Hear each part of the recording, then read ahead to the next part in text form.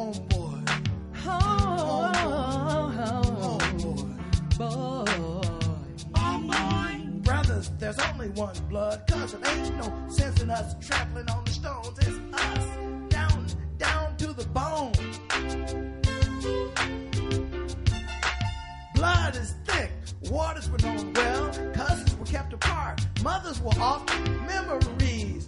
Fathers were not favorites on the farm, for he could do some harm, he could wreck the master's scheme, for he, brothers, could dream. Your mama ain't no saint, your daddy died in a shallow stream, but your uncle, Dr. King, did have a dream, my brother. And what is your real excuse? Why can't you study your lessons? Homeboy by Sunji Ali. Welcome to the Qumran Report. May the peace and blessings of the life-giving creative spirit be upon you and upon your family. My name is Melvin Ishmael Johnson, coming at you live from Morris Media Studio. Our calling number is 1-323-293-3375. Give us a call. Now, this week on the Qumran Report, our topic is celebrating James Baldwin, and we will be joined on the line with Karen Thorson, the director of the great film, The Price of the Ticket, and we will be talking to her in just a few minutes. Also, our in-studio guest is actor, writer, poet Andrea Ross, and we have 3 special cast members from the play, The Watson Goes to Birmingham. But first, I would like to call your attention to some of the community events of interest during this Black History Month. First one we're going to talk about is The Watson Goes to Birmingham at the Hudson Theater, located at 6539 Santa Monica Boulevard, Los Angeles, California, 90038. This is the last weekend for the show, Friday and Saturday at 8 p.m., Sunday at 3 p.m. The contact information is 323-960-4418. The other important event that we got coming up this weekend is at the Vortex, celebrating James Baldwin with the showing of the film The Price of the Ticket. That's Saturday, February the 24th, 2018 at 6 o'clock at the Vortex, 2341 East Olympic Boulevard. Contact information 213-908-5032. Now, I think, do we have Karen on the line yet? Okay. But first, I'm delighted to have on the line the director of The Price of the Ticket, Karen Thorson. Karen, welcome to the Qumran Report. Well, thank you, and I'm honored to be here, and I want to be there with you in person on Saturday, but I will be with you in spirit, and then we'll do future screenings down the road. Oh, yes. We're gonna plan a special event coming up to get you down here in Los Angeles for this great film. But let's talk right now, because here we have each other. Yes. Now, what about James Baldwin as a creative artist that made you fall in love with him when you was a senior at Vassar College? You did your research. Well, I did. I wanted to be a writer, and here was someone who was an incredibly extraordinary writer. He gave me so many examples to follow, including a quest for identity, because the first assignment I had to read of his was Notes of a Native Son, and he was struggling with issues that seemed strange maybe for a young white college student to identify with, but he had issues, and I believe they were also mine. Yeah, now, can you James Baldwin was such an interesting person to me because I look at him as almost like a Malcolm X. He was a truth teller. He didn't sugarcoat words or anything like that. That's what I really, really like. And he was such a prolific author. And what are your thoughts on James Baldwin as a playwright? Oh, my. Well, he wrote his first play when he was about 9 years old. That was put on at his elementary school, and he had a teaching intern who took him to see theater downtown from Harlem, and he just got exposed to things, and he thought it was the most extraordinary thing to see people on a stage live. And he actually got to see a lot of movies, too, and he found that he could identify, well, let's say as an artist, not just as a playwright, he identified with what he read in books, with what he saw on the screen, and what he saw on the stage before he understood fully what it meant to be a black young man. And he identified with pain and suffering, and he realized it was universal. And he said that's one of the reasons why he could never quite hate white people, even though he hated a lot of the history that came out of all of that. He got to be angry, but he wasn't bitter, and he translated that in his art. But he also said about his art, and this applies to his plays as well as his nonfiction and fiction, he said, I can't sit in an ivory tower cultivating my talent given the nature, given the situation we're thrust in as human beings. Mm-hmm. He was talking, obviously, about everything for the past several hundred years. Mm-hmm. And what was his age when he became a preacher? Oh, well, he never... he had a stepfather, actually, who was a preacher, a Baptist preacher, and he was raised in that church, and his stepfather's intention was that he would become a preacher as well, and he was almost forced to become a boy preacher at the age of 14, and for 3 years he did preach, but he understood that he really he didn't have the right to preach because there was so much he didn't know, so he finally, he actually left the church, and he left home the same day, and he then became, throughout his lifetime, a form of a secular preacher. He still preached. He gave extraordinary talks and lectures, and his books are like sermons. So he never really stopped. And he said the language of the Bible and the conflicts of the Bible informed him. So he carried that with him. Mm-hmm. Now, let me ask you this question, Karen. Can you talk about the first phase of this project, which I thought was very interesting, which was the filming of James Baldwin's funeral, and how you utilized that? Well, I would be glad to, but may I tell you something else first? Mm-hmm. Just that the first phase of the project was really working with James Baldwin when he was still alive, because what happened, I was working with a group of rather famous filmmakers, documentary filmmakers, who did cinema verite, and that meant following people around with a camera crew, people who were interesting and had something to say, and see whether there was a film in it. Usually there was. So one of the topics we decided to, in fact, I proposed the topic of James Baldwin because I was so enthralled by what I had read. And we found out he was teaching all over the country, largely up in Massachusetts, but everywhere, giving lectures, as I said, a form of preaching. And he was about to write a book. And you may remember the title of this book because of Raoul Peck's wonderful documentary, I Am Not Your Negro. Jimmy was trying to write, and had been trying to write for several decades, a book that he called Remember This House, and it was to be his memoir of the civil rights movement. And so he fell in love with the idea of, well, let me go back even further. When he wrote the autobiographical notes for his nonfiction book, Notes of a Native Son, he said, one of my dreams is to have a 16-millimeter camera. So when we called him, we said, we have a 16-millimeter film crew who wants to follow you around. He said, well, great. I'm going to do this book. It's a memoir of the civil rights movement and my friends Martin Luther King, Malcolm X, Medgar Evers, and their kids. And we planned together, James Baldwin and I planned together how we would do it. And one of the key things that we never got to do was an interview with the children of the son of Martin Luther King, the daughter of Malcolm X, the son of Medgar Evers.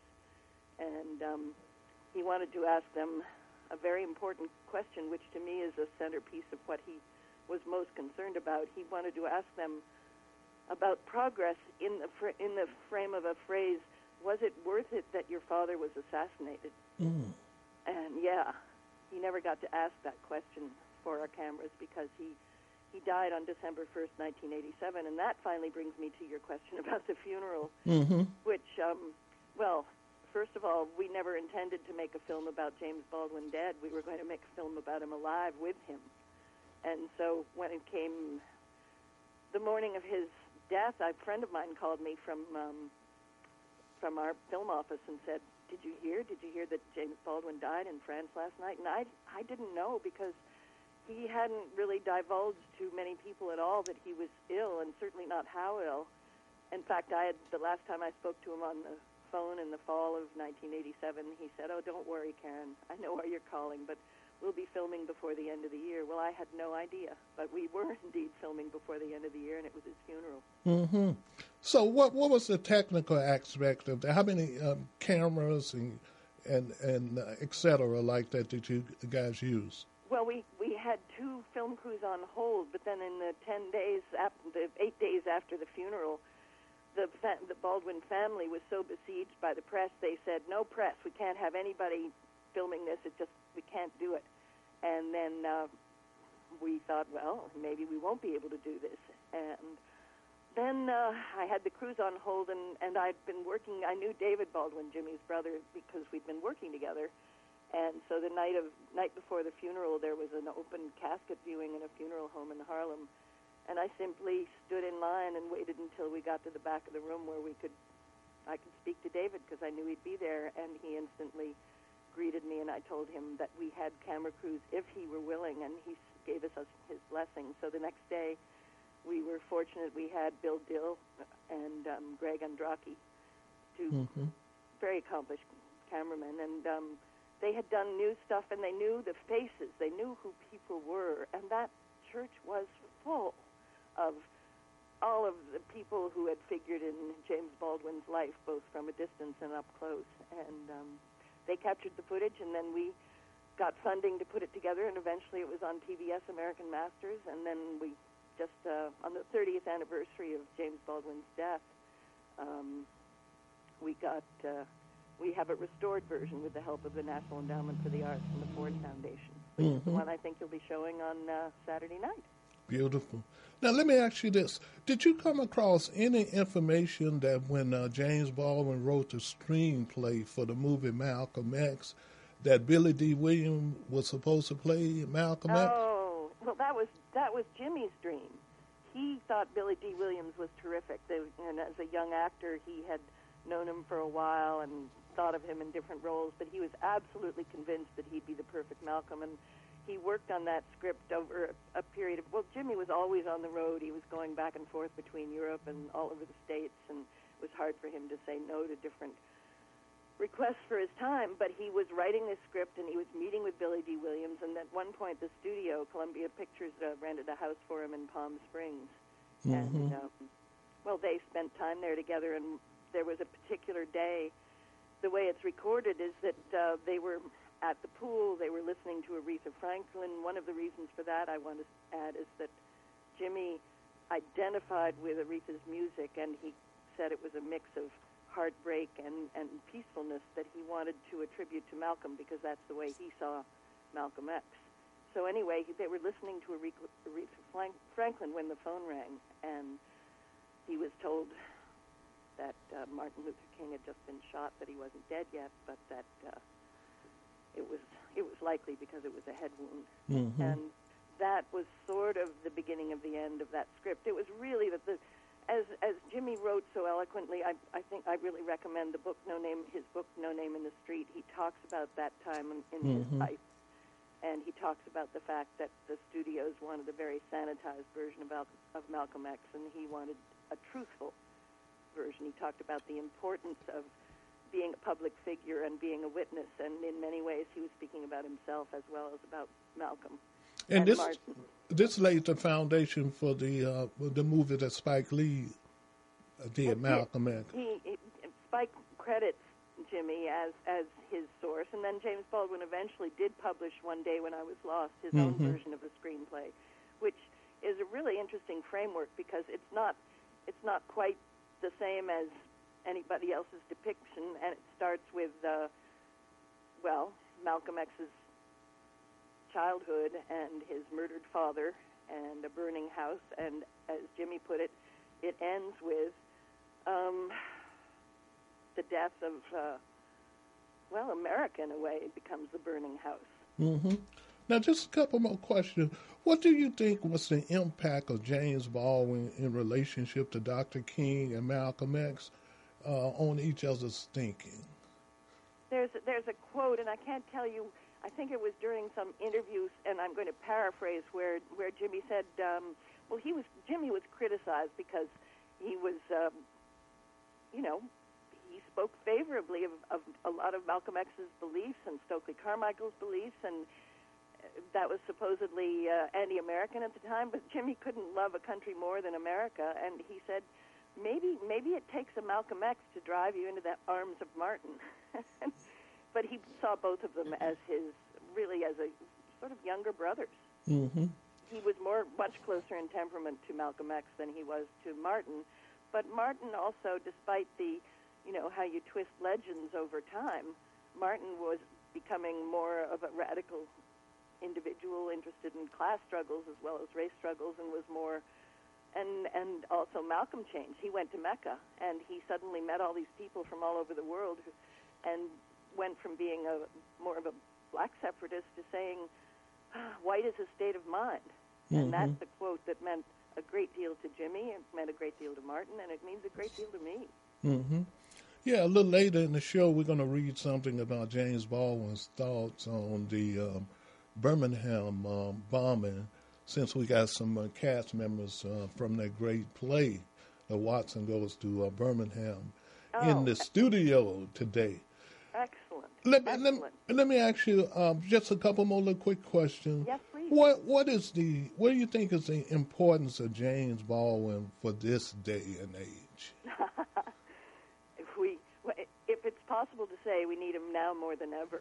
And the wonderful thing, I mentioned Raoul Peck's film, the wonderful thing about I Am Not Your Negro is it kind of takes the urgency and the frustration over the lack of progress, the one that really was rooted in Jimmy's original question that he wanted to ask in our film about, was it worth it to have your father assassinated? Well, was it worth it, and is it worth it now, and what kind of progress have we made? This is why James Baldwin is still relevant. First of all, when kids read him, they can't believe that this individual was writing a century, in the, 1960s, 70s, times before they were born. And it's when they read something like the short story Sonny's Blues or the novel If Beale Street Could Talk, he's talking straight to the contemporaries of today, to the young people in high school, the ones who are suffering through what just happened in Florida, the shootings, the mass incarceration, all of that stuff.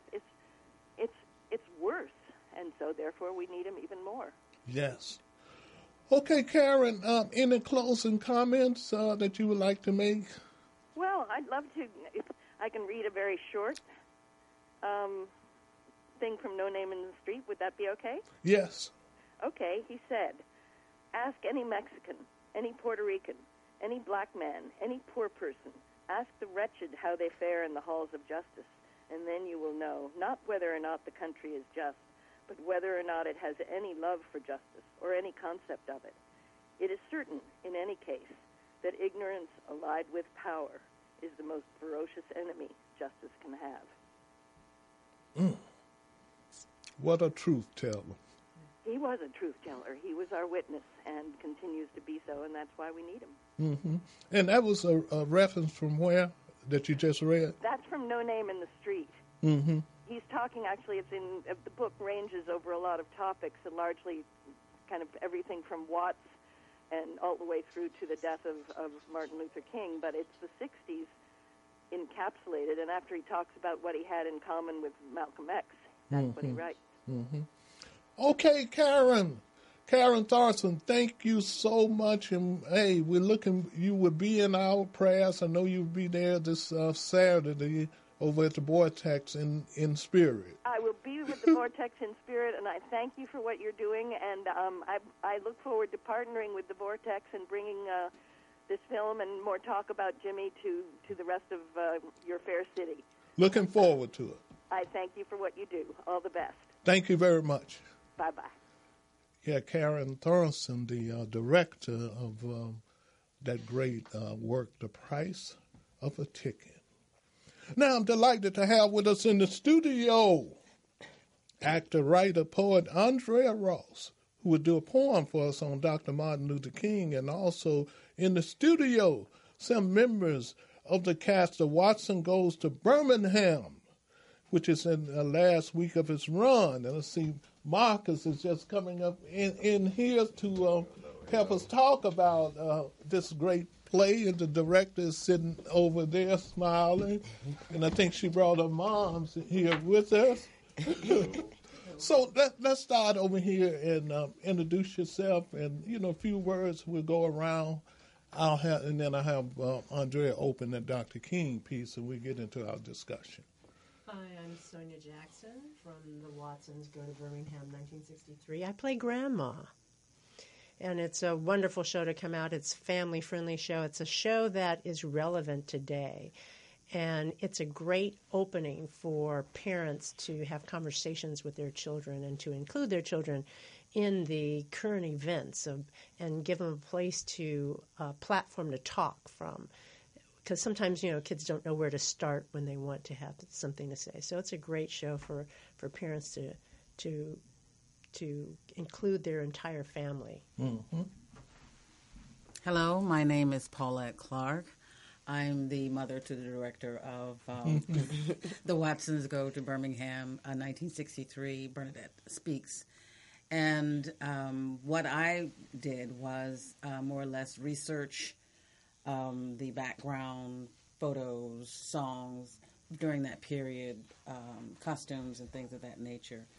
And a lot of the background history that evolved around the Birmingham, the number of additional churches that were bombed and things of that nature, and the economic standards, living standards for Flint versus Birmingham.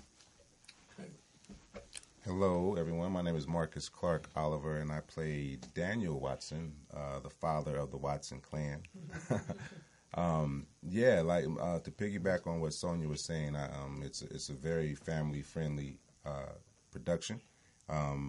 Like I said, I'm the father figure. We have 3 children in the play, ages ranging from Joetta's, she's 9 up to about 16, 17. So it's perfect for any kid, in that age range. And it's just a good way to start the conversation about the topics that we bring up in the show. I mean, it's fun and laughter in it as well, but we also touch on a lot of important topics and points in history. Mm-hmm. Yeah, I was talking to Ben Guillory about he was there opening night. He was really impressed with the piece. He was impressed with the director.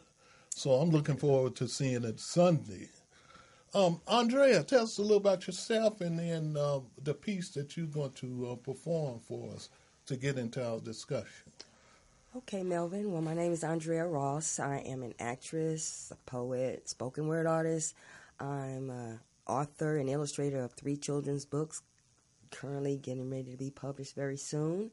I also work with Drama Stage Qumran for the last 6 years with you, Melvin, as the guiding spirit for my career, because I never really thought of myself as an actor. I've always been a writer. My mother had stuff that I wrote from 3 years old, still stored in the attic when she passed away.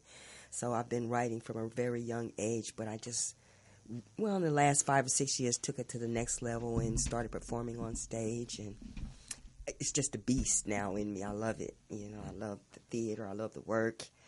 And I look forward to seeing everything Saturday. Mm-hmm.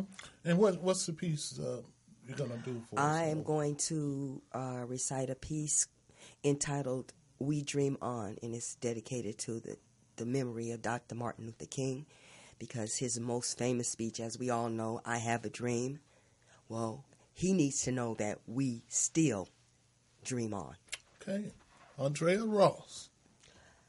Although April 4th, 1968, the shots, they rang out loud like a mighty clap of thunder from a steely gray, ominous cumulus cloud.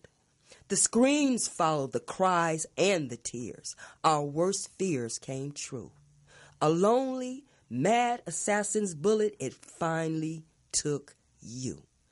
As the whole entire world looked on in disbelief and utter scorn, seconds, minutes, hours later, you were pronounced dead and gone.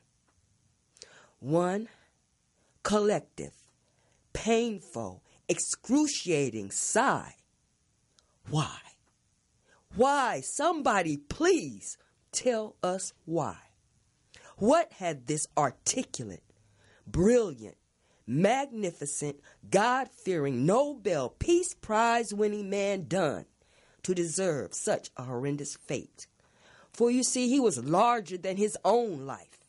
His mission, his destiny, it had been great. Chosen to heal the wounds of racism, hatred, and malicious discontent. Chosen to recreate a world the way that God had truly meant. For God meant his world to be full of love, hope, and unspeakable joy for each and every individual man, woman, girl, and boy. A world full of peace and harmony where all have true self-autonomy. And you need to know, we dream on. Your legacy was handed down from generation to generation, and your legacy brought civility to a hostile and divided nation. Your legacy etched on the hearts of all humankind, and your legacy brought sight to those not literally, yet they were figuratively blind. You see, they were blind to the fact that all men were created free, to be treated with respect and to live equally, not subjected to castrations, lynchings, cross burnings, aka Jim Crow, but liberated with the ability to simply just come and go, and not mandated to assemble in the rear of the bus, and not to be told, don't sit here, nigga. You can't sit here, nigga, because you ain't one of us. But you need to know that we dream on.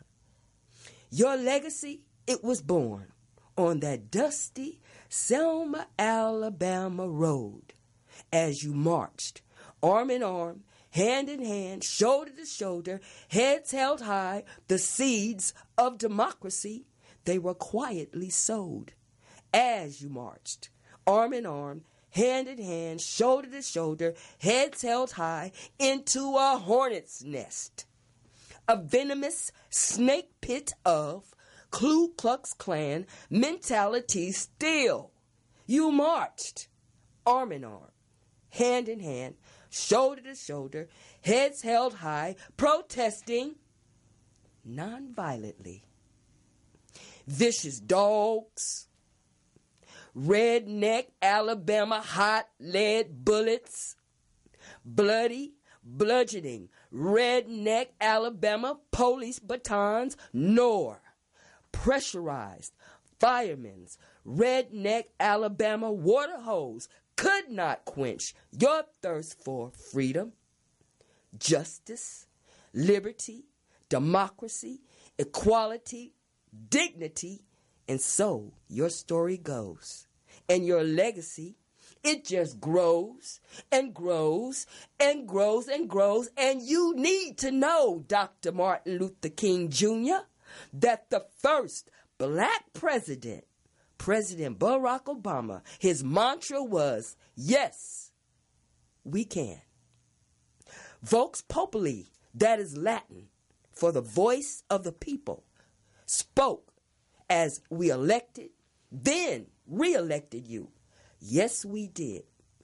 Yes, we still, and yes, we will continue to overcome and dream on. Thank you.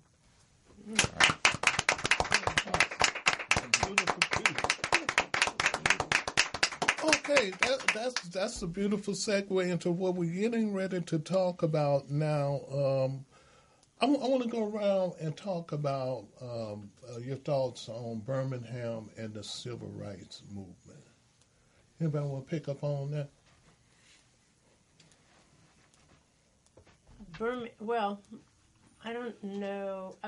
I was born in Kansas, so my Southern experience is a little bit different. And the whole movement of civil rights as a child, I had no experience of the Southern states directly because I lived in California. But my sense of the whole movement and the play and just what is happening now is that, as she said in her poem, we still dream on. We still are moving. There's been progress. There are people who want to say there hasn't been, or we haven't come far enough. And I don't think anybody believes at any point or in anything in their life that they've come as far as they want to. No one has come far enough in their life. But the truth is that we have made strife. We have made progress. We've gotten further along, and we've stepped further. And I think as things keep coming back around, is for us to continue to have conversations, have dialogues, and to continue to bring in everyone into the conversation, because there are people who don't have a clue about what is happening in the world. And that we need to connect ourselves to everyone else, to the children. I remember being protected as a child, and that wasn't necessarily the right way of doing things in my estimation. My estimation would have been to have conversations, have family meetings. This is what's happening. This is what's going on. I went to college in Orange County, right around the corner from the Berkshire building and the places. And the Black Student Union met with us on campus first day, or every time they caught us, is to sit us down in a group and tell us where we could go, where we would be safe, what we needed to carry with us when we walked around, so that if the police stopped us, they knew that we were from the college. So, and it's the same and it's different today, but it's not. And that it's a conversation that needs to keep expanding. With the tragedy that happened in Florida, the students themselves are now rising up to speak. The students are now talking about, thank you for the prayers. We appreciate them. We still continue to need them, but we need more. They're talking about the fact that, yes, we don't need to be protected with metal detectors on our campus. We don't need to be in prison in school. We need to be liberated. And yes, the law protecting guns is in the Constitution. It was written there, but it was written back when they had different kinds of guns. And the kinds of guns we have now need to be regulated different. They need to be looked at different. Our children are saying that. The children in Florida are saying that. And so there's a whole new way of thinking about what we need to do, I think, happening. Okay. Well, my experience, I was in high school in 1963. And because I grew up, my stepfather was in the military. I was what they call living on post, which is on the military base. And part of the time was there, and part of the time was at my grandmother's. So it was a different kind of situation, except when you went off post, you were exposed to the way things really are. And in 1963, I was divided. I was ending up between my junior year and going into my senior year. And the parents, the black parents of military, decided that they didn't want their kids going to a segregated school. Even though we were military, the high school was off post. And so we would all get on the same bus, black kids, white kids, get on the same bus. They would drive past the white high school to the black high school and drop us off and then drive back to the white. Didn't make any sense. And so because both schools were funded because you had dependent kids going to the school, both schools, the system was being funded by the military or the government. So they decided that, no, we weren't doing that anymore. So in my senior year was when everything changed. And we all got on the same bus, and it was Fayetteville, North Carolina. And Lord have mercy. We got on the bus, and a lot of us had in the military. Usually, if it's you end up seeing people that you've seen before because of the way the posts are, the paratroopers and so forth. And so the rumor got around, okay, when we start school, they may do such and such, and they may do this. So the parents had a big meeting, and they sat us all down and said, okay, this is what you need to do, and this is what you don't need to do. They were going to try to provoke us to be suspended, expelled, or whatever. And, as teenagers, you have your normal angst. And so the first week was we would go into school, we would get off the bus, go into school, and everybody would be in the lobby of the school, and you would hear the noise, and you would hear the comments, and you would hear this and that and the other. And so we went to, of course, all the teachers, because it was a white high school, were white. And so we seemed like all of us were all in different classes. And so at first the teachers were civil, I'll say that. And during lunchtime, we had agreed as a group among ourselves that we wouldn't all conjugate in one table. We would just sit at different tables. So it became like a game. We would sit at one table and they would get up and leave. We would get up and go to another table and they would get up and leave. So it became a game to us. And then by the third week, it had gotten serious, where the students would indicate to us, okay, you might want to, just be aware, because they're really trying to get you this time. And so when we walked into the school, it was the football team that was barricading the entrance. The principal's office was over to the right, which you could hear what was going on. And the name calling and the shoving and the pushing and the so forth. And so we had one young lady that father was African American and her mother was French. She had a whipper of a temper. And this guy that had to be a guard, defensive guard, he had just sort of singled her out, and he just kept hammering her. I mean, anything I think he could think of, he was throwing out. And then he decided to share the comments to the other people. Well, she threw down her books. She's about as tall as I am, which is about 5'3", and decided that she was going to tackle him. But I said, no. No. So I'm dropping my books trying to grab her, because once you started a fisticuffs, you were off. And you couldn't step off of the pavement, the sidewalk, because once you stepped off the sidewalk, that was grounds for submission. And so, I'm leaving, I'm this and that and the other. So one of the students' parent was working for the commanding officer of the post. And so he got on the phone, and it's weird because, you don't have cell phones now, so you had to go find a payphone, and called, and then all the parents show up at school.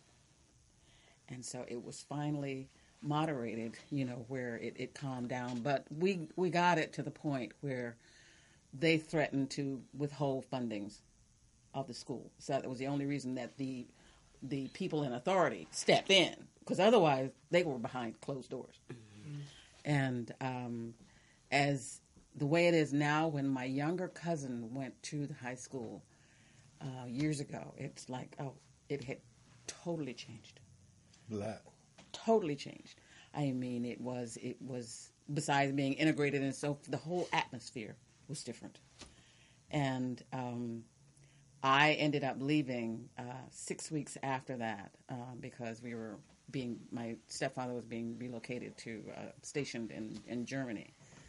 And So I was aware of the things that were going on in the outside, I guess you would say the outside world, because you were kind of clustered and, sheltered because you were told what you could do and where you could go and so forth. And if you went downtown, as they call it, you went with your parents.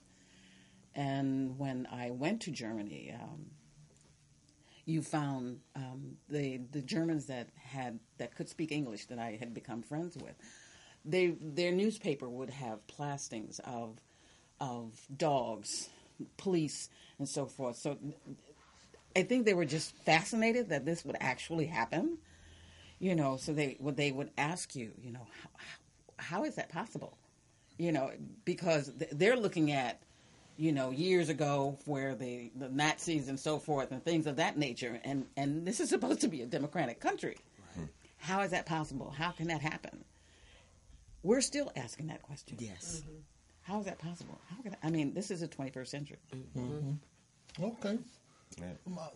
Well, I wasn't around during the civil rights. I came right after. I was born in the 70s, but I was always fascinated with that era. The things that happened in that era, the people that were around in that era, the Dr. Kings, the Malcolm X's, the Medgar Evers. These figures and these incidents. Of course, who wouldn't be intrigued? And when you hear these stories and see these things, and then you think as a kid that my parents went through this. I'm just that close to it. And as I got older, I wondered what happened to those type of figures in our community. It seems like there was a plethora of them during the movement. Right. But they were systematically taken out one way or another. They were discredited or actually assassinated. Yes. I started to think, well, could that be? And this is as a young kid, I was thinking of these things. What caused that? That stopping the momentum that we had, and were people afraid to step up and be in those leadership roles because of what may happen? I may die, or what have you. Is that a reason? Is it? As time went on, I thought about our community and how it went from 2-parent households, and almost overnight, it's single parent homes in our community, and the father is not there for whatever reason. He's in jail. He's dead. Then you put the pieces. If you connect the dots, if you look back in history, if you read and everything, you connect the dots. And it's many different reasons of why these things, stopped. The movement kind of not stopped, but slowed down. And I think about the so-called war on drugs that started right after these things were happening, right? Just say no. Yeah, just say no's, and I think the war on drugs started with Nixon, even, so a little bit earlier, even, and so. What was the community that this war on drugs was affecting the most? Our community. And so where are these leaders? Okay, they're caught up in this war on drugs. That's what they called it. It was a misnomer. It was a war on us. Well, let me ask you this. One thing that always surprised me about Los Angeles that I still don't understand about the black community here. It's, the middle class community here is fairly well off, and then you got some real wealthy African Americans. But Skid Row bothers me. Because when I look at Skid Row and I see, every time I go through Skid Row, I see all those tents. Mm-hmm. And I see it must be 95% African American here. Yeah. And I wonder about you. You don't see that kind of situation across the side. Well, you don't see that nowhere. The closest probably is some other cities like San Francisco, yeah. But here, I think that's something that. But that's a whole nother subject. And let me ask you this: what was the biggest surprise that you guys got in your Q&A section? Did you have talkbacks on in any of these performances? We haven't had one yet. This Friday, tomorrow actually, we added a show. It's a morning show because it's for students of two different schools. I forget the names of the schools or which ones they were in particular, but that we're going to have a talk back session then tomorrow morning. It'll be our first one. I'm actually really looking forward to it, to see what kind of questions and what ideas the production brings to these young people, because that's where it starts really, the youth. I can remember when, I'm in high school, it was a conscious movement that came about. I mean, part of it, the reason that I think that it really got it flourished a little bit was because of hip-hop music and that generation and how they were influenced in groups like Public Enemy and X-Clan that, the powers that be tried to silence in certain ways, but because they had the most powerful messages, that could incite those future leaders like we were just talking about before that fell off for whatever reason. It was bubbling up, but it got infiltrated again, so it's like it's not like the movement stopped or the struggle has stopped. We just have different obstacles as time goes on, as technology goes on, as we progress as a society. We come up with different ways to combat it. They have countermeasures, and we just have to be savvy and look at our past and help that to direct our future with it. Okay, well, let me ask this about your character, about getting into that, because here we have a situation where you start off in Flint, northern Midwestern city, and then you end up in the South in Alabama. How did you deal with your voice, your character voice, in terms of, because your character was down south in Alabama? Yeah. What was your approach to finding that southern dialect that's different from, just say, the characters in Flint? It's interesting because what I really looked at more than the voice or how she talked or the dialect or any of that was what she was saying and why she was saying it and how she wanted to say it to her children, to her grandson specifically. That's the person that she, the whole story centers around her effect, Grandma Sand's effect on her grandson because of the behavior that he's doing. And there's a sense of,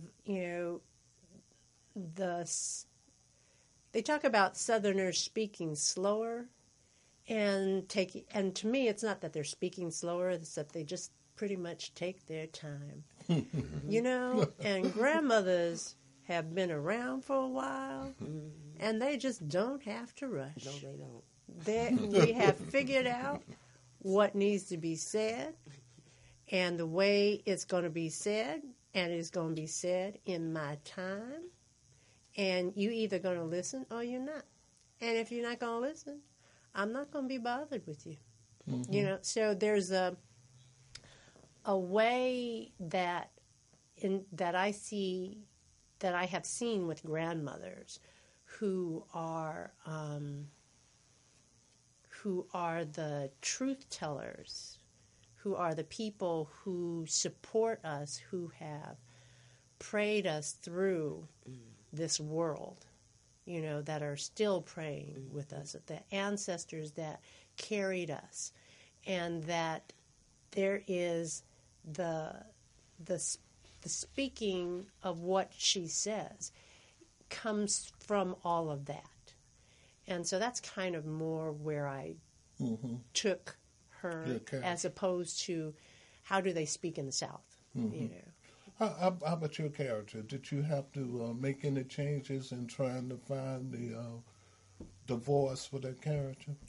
I wouldn't say I had to make any changes, but I did have to think about the circumstances deeply, and there's some things that I my inner monologues, as an actor, that the audience may not even know about or whatever, but just to influence me, the things that I do to influence me in the actions that I make and why I might say a certain thing or do something in the play. So I mainly focused on the struggle that a father in that time period may have, taking his family, especially his young sons, from an all-black community in the North, in Flint, Michigan, where you don't see the white-only signs, or you don't have to go in the back route, or these different rules don't apply where you're from, where my kids are from. But I'm taking them to this place, just to give them, mainly my oldest son Byron, to give him an idea of what the other part of the world is like, the other half. So it was a struggle because I do want to better my son, but at the same time, do I really want to take it to this extreme? Is this the only way, to do it? So inside, those are the things I was dealing with. Whereas the character, when people come and see it, Daniel is a jokester. He tries to use levity a lot to get his point across. There are times where he puts his foot down, but his personality is more jovial. So the things that I'm doing outwardly are influenced by almost the total opposite type of mindset inside. So. One more question before I move back and have Andrea do this other piece for us, and then we're going to do some closing comments.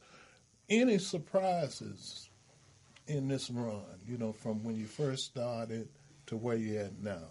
Any, always some beautiful, creative surprises that pop up in the production? There's a couple. There's some moments that aren't even spoken that I've had with other actors in the play that changed certain moments or scenes for us. There's a scene where me and the woman actress who plays my wife, Tiffany Cody, we just have a look. We talked about it beforehand, but we just have a look in a certain section of it, and it kind of buttoned up that scene for us. It didn't feel right at first. And another thing that I don't want to say surprised me, but I wasn't expecting really, that how much of a family we became telling this story. Like I'll know these people for the rest of my life. I met a new branch of my family with this, and it's partly because of the personalities and how we mesh, but it's also influenced by the story that we're telling. And so that was a pleasant surprise.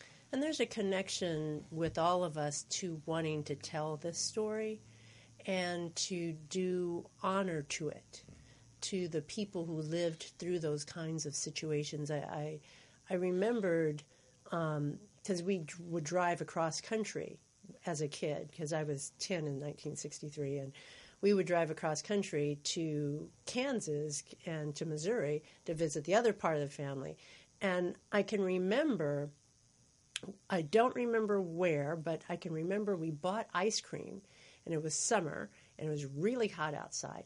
And we could buy ice cream, but we went outside, and when we went outside, the cone went whoosh, and it melted completely. And Mommy just looked at me, and I looked at her, and she said, well, just lick it up, and then I realized it's because we could buy ice cream there, but we couldn't go back inside and eat it. We could buy it, but we couldn't eat it. So it was little things that, to honor my mother and father for what they did to keep us safe, and all the parents in that generation for what they did to keep us safe, for what they did to march to move us to another level, to another place. So there's an honoring that we do. And in doing that, I think it also connects us to each other. Oh, beautiful. And because backstage, we're also family. Beautiful. And Pam is the stage manager. Oh, okay. Awesome stage manager. Yeah. Okay, let's go into What's Real. Andrea going to do the piece What's Real, and then we're going to come back for some closing comments. Andrea Ross, What's Real? I'm telling you what's real. I'm not telling no lie, because it's a day-to-day struggle in this ghetto. Here's why. A man-child is born to an underage mother. Before he got a name, the little kid got a number at a county office in a welfare line. His mama sits all day for pennies, nickels, quarters, dimes, bored waiting till the whole day is through because 3 social workers think she got nothing else to do. They got mad stories told on 1,000 faces. It's futuristic slavery of the minority races, chained to the system that is bound to fail, but you don't give a damn because your EBT is in the mail. But it's mental, genocide. You know the deal. I'm not telling no lies. I'm simply telling you what's real. That man got a plan, terminal, black mind kill. I ain't telling no lie. I'm telling what's real. Now her child grows up. He want to be a man at the age of 9, a Mac 10 in his hand. He ain't seen his daddy since the age of 3. Don't even know that fool's name, but they spelled it Tree. The story goes, Tree was tall, stout, yoked up, tatted, ripped, knocking enemies out, devastating on a trigger, twist, peel your cap, straight to your grave for your R.I.P. nap. But late one night, in the hood of South Park, pop, pop, pop, pop, pop, rang out in the dark. Well, Tree got off a couple, but he was overmatched. Just like that, you know, his life was snatched. Now his mama's left here, burying her son. Another tragedy, yet it's only one of those scandalous tales yet to be revealed. I ain't telling no lies. I'm telling what's real. So now look what happened to him. His childhood is lost. That's the number one fact. He's fronting gangster style. He don't know how to act. Instead of games like hide and go seek, gaming was ditching school 5 days a week. He was heated, hanging out on the block scene with his pants sagging low. Yo, he trying to be mean. He want to be tough. He want to be bad. He want to have things that his daddy never had. Rope chains, dope chains, Versace, Vuitton. But where, oh, where have those simple days gone? He's jacking, illin', then chillin', almost killing, on the run, lying, crying, but inside he was dying. He was dying to be. Way back when, he stood 1 inch from grandmama's chin because now his lesson is learned the hard way. He's locked down. He's doing time day by day, 10 years. They stretched him out and gave him 10 years. Put some bracelets on him for 10 years. He put mama through hell, staring at baby boo in a jail cell 10 years, till you know how great your freedom do feel.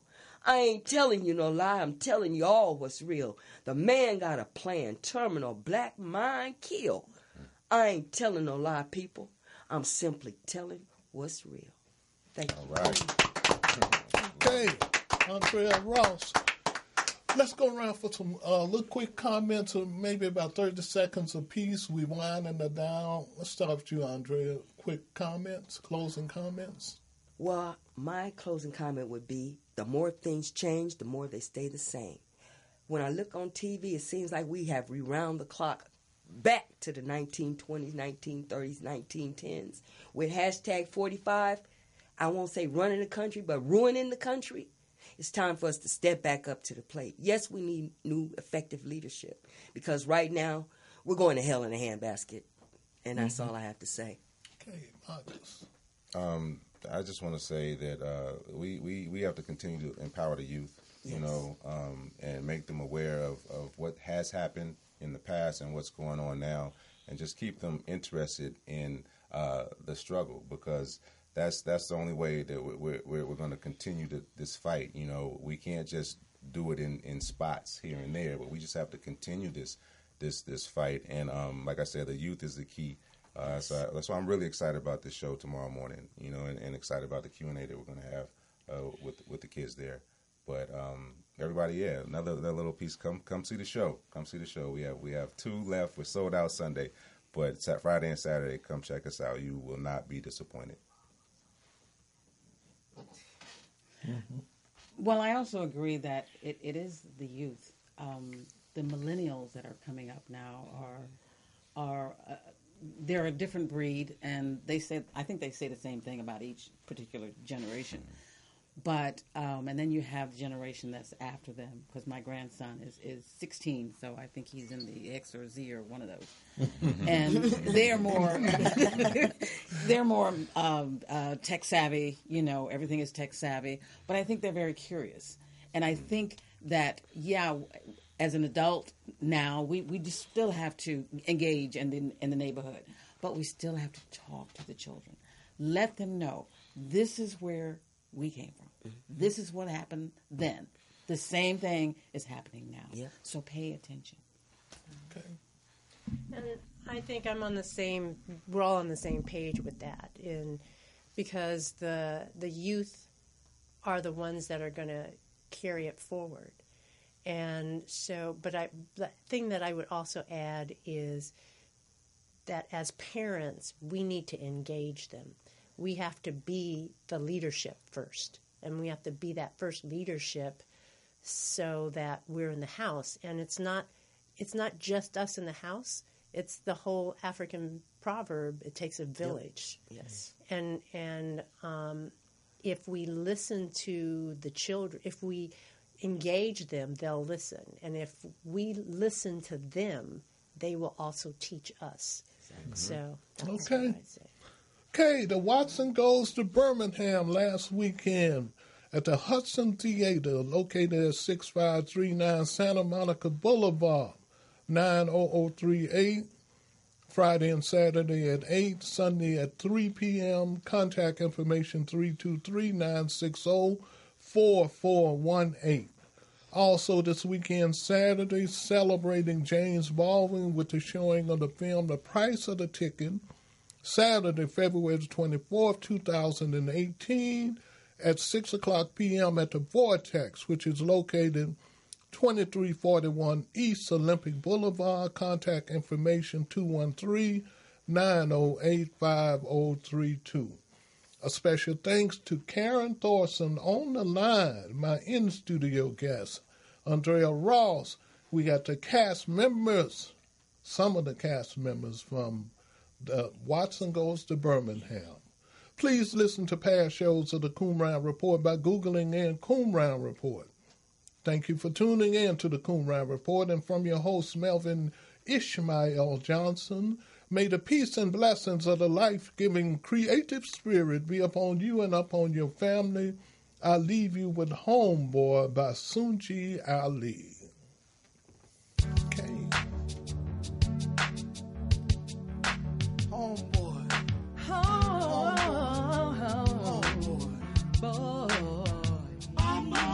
Brothers, there's only one blood, cause it ain't no sense in us trampling on the stones. It's us, down to the bone.